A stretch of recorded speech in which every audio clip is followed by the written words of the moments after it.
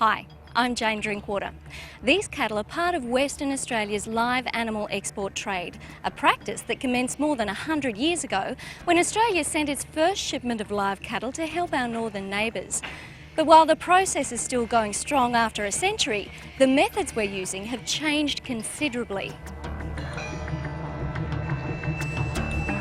The latest advance in the way Australia exports livestock is here just outside Broome in Australia's northwest, the brand new Roebuck Export Depot, a state-of-the-art facility operated by the Indigenous Land Corporation. The yards have halved the time it takes to load cattle prior to shipment from the port of Broome. That's crucial here, where tides of up to 9 metres mean the pressure's on to get livestock loaded within tight timeframes. Having a new, well-run, well-designed facility that can load animals out of the facility and onto a boat within one tidal pattern in Broome is particularly important.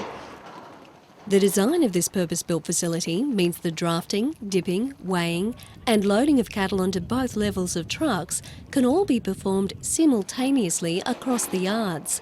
Cattle flow easily from section to section, and less handling of the animals means better animal welfare outcomes.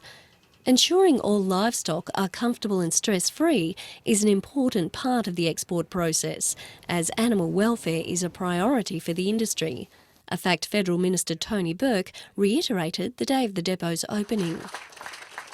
We do have an obligation to continue to make sure that we're at the cutting edge of improving animal welfare standards across the world.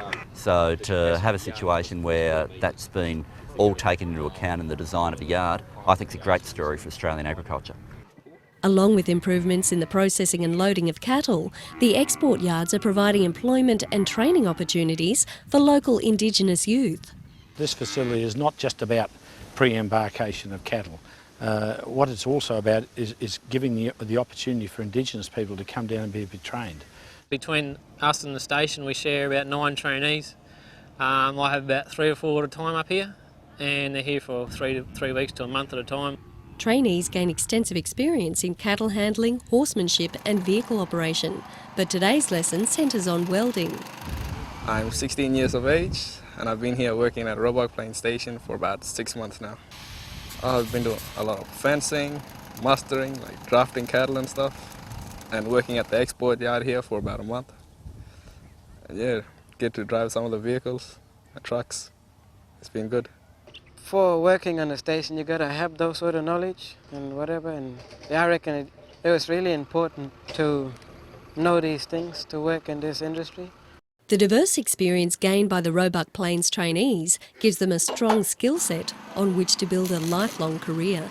The whole pastoral industry is so short of workers that there has been a huge indication from not only the pastorals in the Kimberley but in the Pilbara and other areas that they just can't wait for some of these trainees to finish their courses so that they can employ them. Well, hopefully we can give them the experience what they'll need if they move on to work on other cattle stations, yeah, beside Roebuck. So if they move on to a privately owned station or something like that.